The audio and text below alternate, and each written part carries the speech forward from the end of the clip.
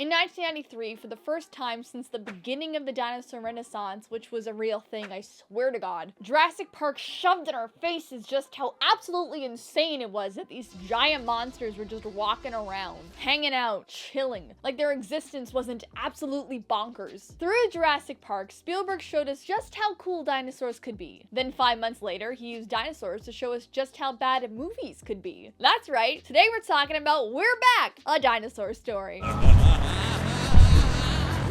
Must go faster.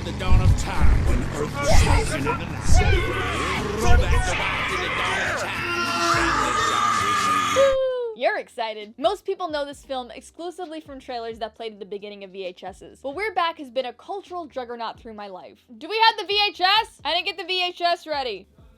Yeah, don't worry about it. It came out about 2 months before I was born, but my dad also liked dinosaurs, so he bought the tape. And here I am, the product of that unholy act. This is my family. For those of you who only know the film from its trailers or are just curious about a shit movie, here's the plot. We're Back is the second film from Steven Spielberg's now defunct animation company, Amblimation, which is the cutest name it could have possibly had. Based on a book of the same name written by Hudson Talbott in 1987, the film follows a group of dinos that are given sentience and brought to current times, 1993 in New York, to fulfill the wishes of children to see real-life dinosaurs at the Museum of Natural History. Along the way, they befriend a boy named Louis, who sounds like a 1950s gangster, and a little girl named Cecilia, who sounds like Lisa Simpson. Have you been a dinosaur long? Enough with this tea party chatter. The dinos join a Macy's Day Parade to avoid suspicion as they make their way to the museum, but get sidetracked when Louis and Cecilia sign a contract in their own blood to join an evil circus whose goal is to scare punk rockers and housewives. The ringleader, Screweyes, turns the children into monkeys after drugging them. And to get the kids out of their contract, the dinos have to join the circus and become wild again.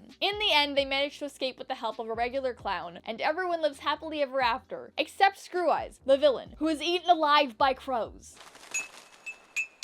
It's the most fucking insane movie ever. You want to watch it, don't you? Well, don't. I made it sound fun. I know what I do. But unfortunately, it sucks. It just feels hollow. It starts with 6 minutes of barely their development of characters that aren't in the rest of the movie. There are hardly any sound effects, which might not seem like a bad thing until you realize just how much sound adds. Hello. The shots are too long, yet move too much. And there are just weird details that add nothing but are really fun to talk about. Like, who took this girl to a family night, left her there, took this picture, then framed it? And at one point, Louis the boy looks like he's about to slap Cecilia for flirting with him. And I like you, too. Hey, shut up with that. What are you doing? There's just a lot. We're Back is one of the worst movies ever made that was trying to be good, which is impressive with it being about dinosaurs, produced by Steven Spielberg, and having the most impressive celebrity cast. It's star-studded. John Goodman, Yardley Smith, Martin Short, Jay Leno, Walter Cronkite, Larry King, Julia Childs, Rita Pearlman. It seemed set up for success. How could things go so wrong? Well, I'll tell you. Despite having all the right pieces, the production of this film was a messy bitch. Nobody, and I mean nobody, not the animators, not the writer, and definitely not the 4 different directors gave a shit about it. It's the perfect case study of how a lack of leadership and creative vision can tank a project, which I find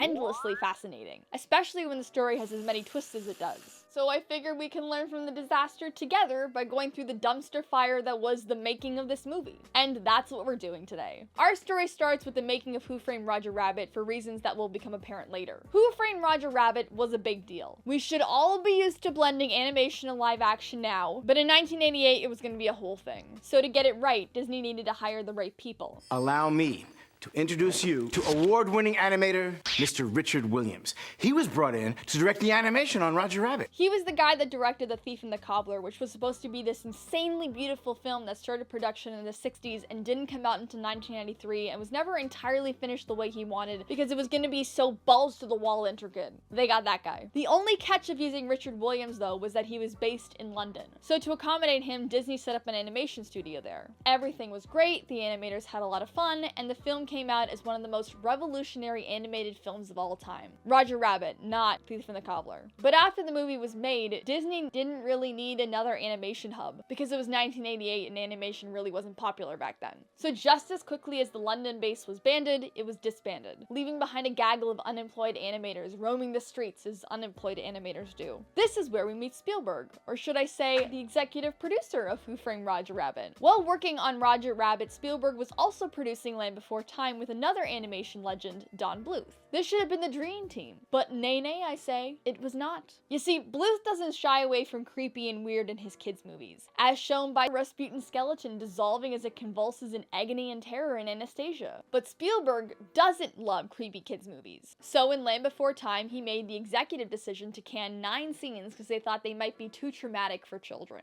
Apparently murdering a T-Rex in cold blood made the cut, but they got rid of a bunch of other stuff. Bluth didn't love the creative control Spielberg exerted to edit his movie, and decided he would never work with him again. Which was a problem because they had already made a deal to create the American Tail sequel. Fievel Goes West. The plan was for Bluth to direct and supply the animation, and for Spielberg to produce. But when they parted ways, Spielberg needed another avenue to bring this thing to life. He needed his own animation studio. And conveniently enough, he knew just the place with talent to spare. London, the old stomping grounds of Who Framed Roger Rabbit. See, it's all coming together. Spielberg basically had a bottomless pit of young, unemployed British animators to siphon. So, with some money and a dream, he hired these young hands to help develop his shiny new animation studio, Amblimation. Among those hands were 2 successful supervising animators from Who Framed Roger Rabbit, who he asked to co-direct the Western, Phil Niblink and Simon Wells. I know what you're thinking. Yes, Simon Wells is the grandson of H.G. Wells. Thank you for asking. Phil and Simon may have been great animators who pumped out more strips of film than anyone else on their previous project, but they were also very green as leads. This resulted in Fievel Goes West being visually interesting, but weak in the story department. They were so focused on making a beautiful movie, they forgot about the development of characters. The film was ultimately a flop. As animator Steve Hewlett said, Amblimation stories aren't good, and animation is a story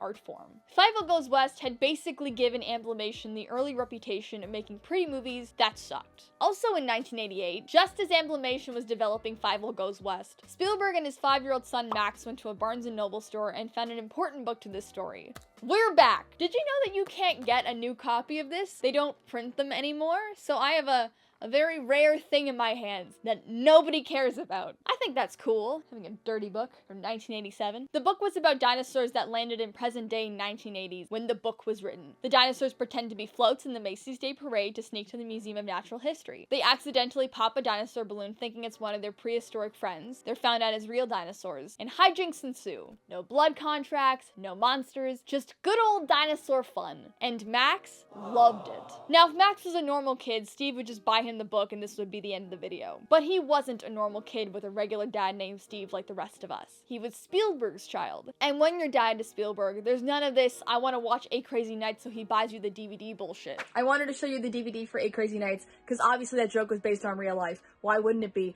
But I can't seem to find it in the mess of other DVDs. So you just have to take it on face value that happened. Spielberg doesn't just buy you the book, he buys the movie rights to the book. And not just that, he finds out the movie rights are already sold to Hanna-Barbera and buys them from them. So in the middle of directing American Tail, right after their last day of recording, Spielberg goes to directors Phil Niblink and Simon Wells and says, I'm sure something along the lines of, you're gonna work on the Mouse movie, the first movie you both have ever directed, and this dinosaur idea at the same time. The first step in making any movie is writing a script. And right off the bat, this is when things went downhill. The book they were attempting to base the feature screenplay on was roughly 24 pages, with pictures. Hardly a half-an-hour special. The first person they approached to write the script was naturally or unnaturally, depending on how you want to look at it, was the guy who wrote Fievel Goes West, Flint Dille. I don't know what he did wrong, but Spielberg quickly realized that he didn't like the direction it was taking. So the team began talks with someone else to write the passion project. Let's play a game. Who do you think would be the best person to write an animated children's script? Would it be A, someone who's worked in animation and knows how these kinds of movies function? Or B, a guy known for writing sexually charged and racy adult dramas? Well, apparently the answer was B, because they hired John Patrick Shanley, the guy who had just won an Oscar for writing the Cher and Nicolas Cage romp, Moonstruck. Shanley wrote the We're Back screenplay in the record time of 10 days. There were a couple of issues with his hiring. First, Shanley is apparently an auteur writer. He has a brand and wants all his concepts to fit within that brand. And as a brand, his stuff gets pretty dark. For reference, he wrote the play Doubt about sexual misconduct in the Catholic Church, the movie that gave rise to the monologue Sally tried to perform in the show Barry. This is really serious. It is serious. So when it came time to adapt this cute tongue-in-cheek story about dinosaurs in the big city, Shanley said, kids don't want fun. They want pithy crooners, and birds that act like Al Capone, and shallow commentary on the nature of fear, and monkey children. May I remind you that the film ends with the villain being eaten alive by birds. This is the heart of a child. Shanley also wrote the film to be incredibly slow-paced. I have never seen a movie with so much filler. This is the most uninspired dinosaur movie I've ever sat through, and I've watched part of all the Jurassic Worlds. The film drags on mainly because of how stunted the dialogue is. It feels like every line is said by a Shakespearean orphan. So what are you gonna endeavor to do now? Let no bad happen. You must be tired after such doings. I'm big enough to suit my own purposes. Now you might be thinking, how could this happen? How could the directors just let this kind of dialogue slide? Well, the answer is very simple. They had no choice. This leads us to the second and probably biggest issue. Shanley had complete control of the script and story. He had an ironclad contract that said the directors and producers couldn't change anything without his direct permission. If it was a big enough issue, the directors had to tell Spielberg to talk to Shanley. And even then, there wasn't a guarantee Shanley would agree to alter anything. Which is a problem because everyone hated the script. The directors Phil and Simon thought it was too stiff, and the actors found it hard to read and perform. It was just despised all around. To try and make it peppier, the directors told the actors they had to read it as it was written at least once, but after they got the lines, they were allowed to liven it up and have fun with it. Improv it so it'd sound more human, or dinosaur, which is not out of the ordinary when you have a cast of fully consummate professionals like they did for some reason. But then the villain of our story, Shanley, not Screweyes, found out, and he huffed and he puffed and he made them change it back to the original shitty dialogue. In animation, a lot of the film's story is fine-tuned in the storyboarding process, independent of the script. Because of that, you need the ability to add or take away or adjust things. This is when you figure out what works on screen and what doesn't. Since the directors couldn't change anything, they were handcuffed to this dry, dramatic world Shanley had conjured. I bought the script to read for myself.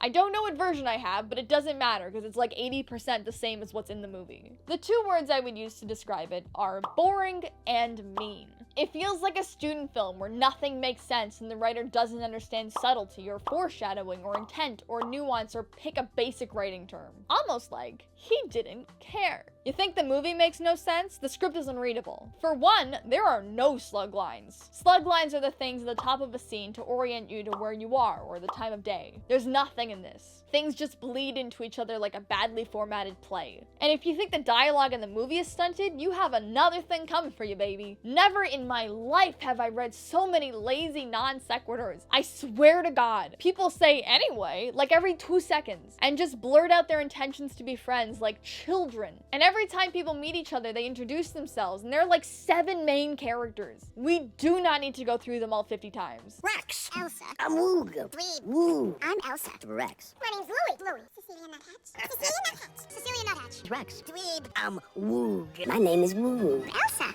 I'm Rex. And nobody has a distinct personality. Either they're generic or straight up assholes. Like the first time you meet the boy Louie, all he does is yell at the dinosaurs, calls them idiots, and talks about assault and brutal murders. Like unnervingly brutal murders. Like there's this line, or even this line. Thank God they didn't make it into the movie. Oh wait, some of them did. It's New York City, you moron. There's only one memorable line that I've quoted periodically through my life that I got from this movie. I'm gonna do it for you. You ready? Okay. The Museum of Natural History. That's it. The one quote I've kept in my heart is the title of a building, said in Walter Cronkite's voice. The Museum of Natural History. I recently realized that I wasn't even mimicking Cronkite. I was mimicking John Goodman mimicking Cronkite. Museum of Natural History. So that's fun. All this really makes you wonder how they got so many huge talents. To reiterate, Goodman, Leno, Short, Cronkite. These celebrities are titans of their field, of being celebrities. What are they doing in this shit? Again, it all goes back to Steven Spielberg, who was so big he could basically get anybody. Nobody actually cared about the movie though, so the directors had a policy that anytime they needed a voice done, they would fly across the pond to America to meet them, since they were all just kind of doing this film as a favor or because Spielberg's name was attached. What really took me back though was how they got Walter Cronkite and Julia Child, because they weren't real voice actors. Turns out the reason they courted them from the movie was because director Phil Nibbling was really good at impersonating both of them, and they used his impressions for the animatic scratch track. Spielberg thought they were hysterical and decided they needed to get the actual people for the movie. Now Julia Child's story. Julia Child was a celebrity chef that everyone imagines talked like this. And we're going to start with half-bone chicken or poured demi de sauce. That's also what Nibbling thought, so that's the voice he did as Scratch. However, Julia Child actually talks like this. If you're not going to be ready to fail, you're not going to learn how to cook. That's what that little lecture is all about. We're roasting Miss Chicken. More like a wax figure left in a box for too long. And that's how she read her lines. No more or no less enthusiasm. I'm coming. I'll be there in a moment. Like the Queen if she was played by a too old cat. That's not what the directors had in their head though, so they tried to do her job and direct her to be more fun and bolsterous. But since she's not a real actor and didn't give a shit about the project, she refused to take directions and basically said, well, you don't want me to do it in that silly cartoon voice, do you? Phil and Simon figured out they weren't gonna get anything from her and they just kind of let her do her thing. And now we had this creepy little elf thing trying to lure children into a building without their parents to look at prehistoric monsters. The adults will wait outside as you reveal the miracle of yourselves to the young.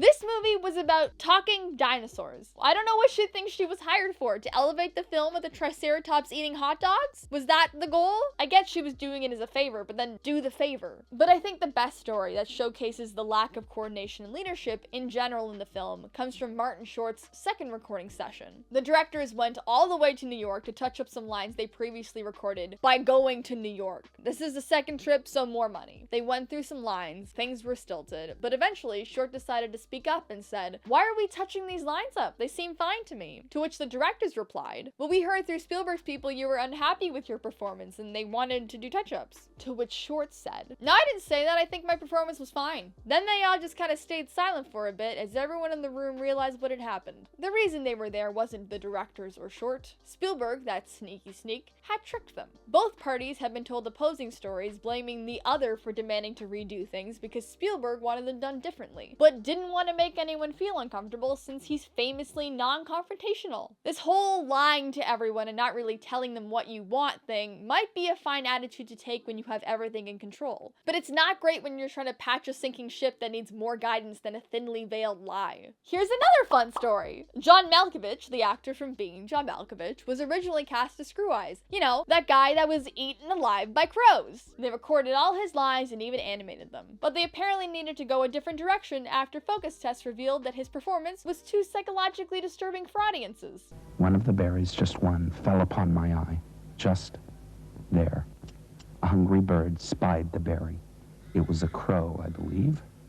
He pecked for the berry, but got my eye as well. Going back, the We're Back production is getting messy. There are a lot of notes going around. Spielberg is busy with projects like that other dinosaur movie, I forgot its name, so he didn't have time to actually be involved in the changes he wanted to make or talk to people. The directors are green and are handicapped to make decisions by the powers that be. Shanley is keeping everyone hostage with the script. But you know what? At least the music is going well, because the score for We're Back is mildly good. It's debatably the best part of the movie. Roll back the rock to the dawn of time and sing this song with me.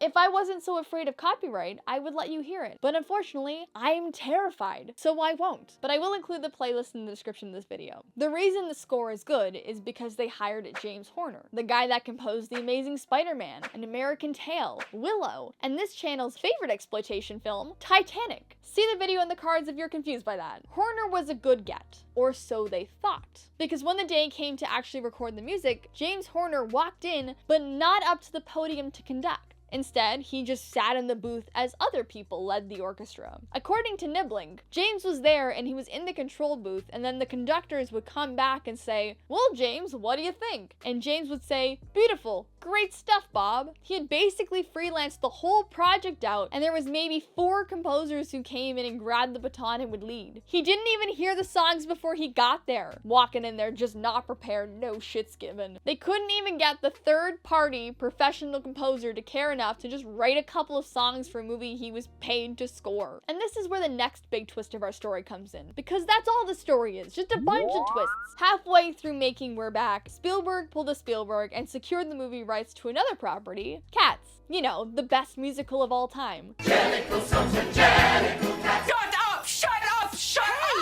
Instead of just getting a couple of other directors to work on the new project, he pulled his 2 in-house directors who were already on We're Back. Yep, those ones, Phil and Simon. And he replaced them with 2 more people who have never directed before. Dick and Ralph Zondak, whom he poached from the animation department of Don Bluth's Irish-based company. When offered the position, the brothers, yes the brothers, jumped at the chance to move over. They were getting restless working with Bluth as they realized the quality of projects was steadily declining after the Bluth-Spielberg split. They wanted a chance to work with Spielberg and take a lead role in what should have been a great project. But as we all know, that dream was not long for this world. When they moved to Amblimation, they didn't even get a chance to meet the outgoing directors. According to the brothers, they felt their job wasn't to take over directing, but to babysit what was already a half-completed film, with a mobile art direction, painted backgrounds, character designs, full storyboards, and a shitty script. They did add this bubble scene to give the movie warmth because of how dark and disconnected they felt it was, but that's basically it. The Zondaks were almost done with the film when their contracts came up for renewal, more focus tests came in, and Cats, the movie Spielberg pulled the original directors for,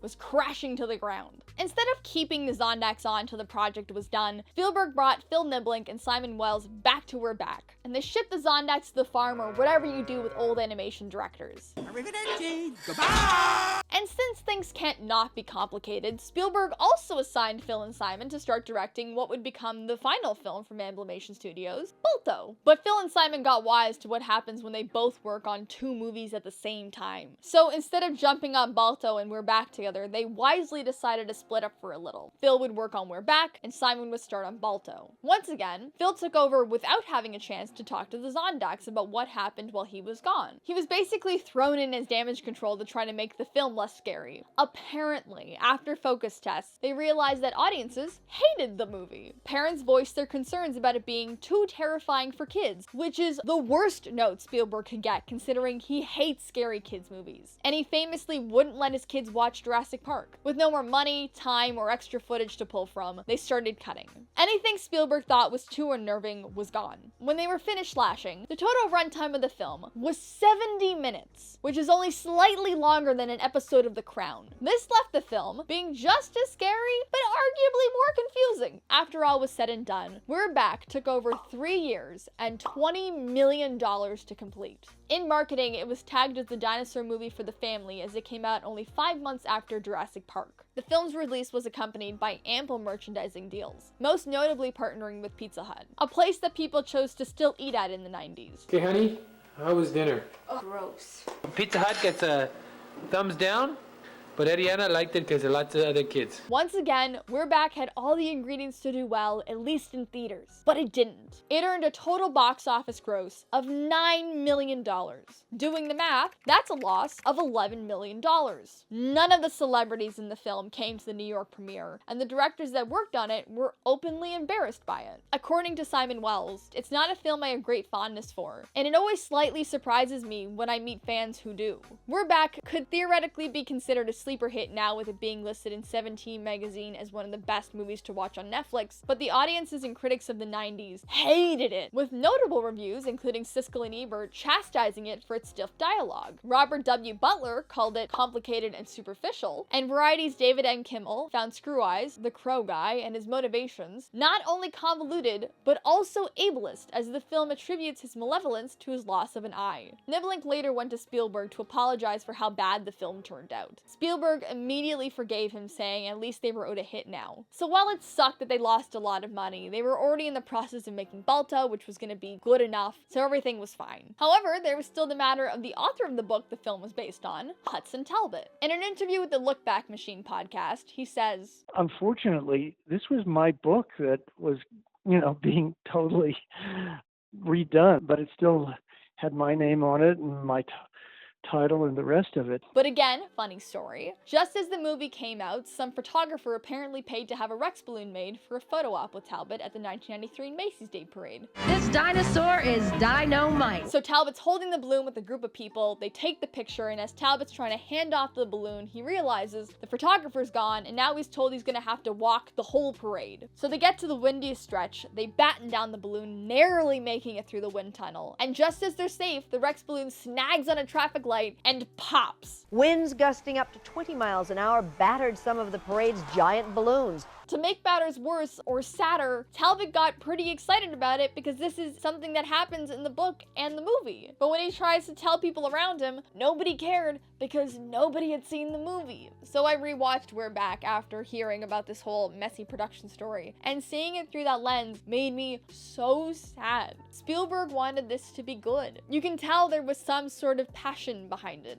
It was gonna be his love letter to his kids, a dinosaur movie their dad made that they could watch until they were old enough to watch Jurassic Park. Hi, I'm Max. Hi, Max. But it was just really bad. They wasted so many resources and ruined so many reputations on this terrible project everyone hated. I think the story of We're Back is one of too many cooks but not enough chefs. It's a cautionary tale about what happens to art when nobody's in control or has a vision. Just think of the money they sank into this, the people they had available to them, the movie they could have made. When you look at the book, you can see why Spielberg thought it was going to be a cool movie. It looks really nice. It's a really fun book. But because Spielberg had his eye on so many projects, he didn't have time to monitor this one. And the people involved didn't have the power to make solid creative choices because their attention kept being split. And when they did have the potential to give the story a solid basis, they were blocked from it. It also shows you the importance of a good script. If you don't have a good story, you're basically screwed. In the end, nobody remembers this movie even existed, except for me and a couple of other astute 90s kids whose parents blindly bought them the VHS. Because dinosaurs! The value of We're Back isn't the film itself, but being able to share the story and to remind filmmakers and artists about the importance of collaboration,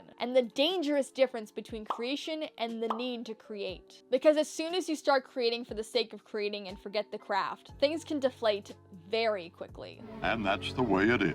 And that was my exploration of a movie that I hold very close to my heart, but I also hate so much. I also have a video about the making of Being John Malkovich and the tragedy that happened when making the Twilight Zone movies. It's a whole series that I'm developing. If you want me to go through the making of other movies that may have had some issues in them, let me know in the comments. Suggestions. Give me suggestions. And yeah, if you want to support my channel, you can like this video, subscribe, and or follow me on Instagram at 500 Days of Ari. Also, I want to let y'all know that I have a TikTok account now. I'm just starting to post content there, and I'm not really sure what I'm doing, but it's a good time for everyone. My name is @ArianaAlexis, so yeah, go follow me there. Oh, also, I do themed shirts, and I'm sure you can tell that I have a themed shirt after this video, but I wanted to make it very clear, dinosaurs. I have a dinosaur shirt. That's it. Okay, I'll talk to you guys later. Bye.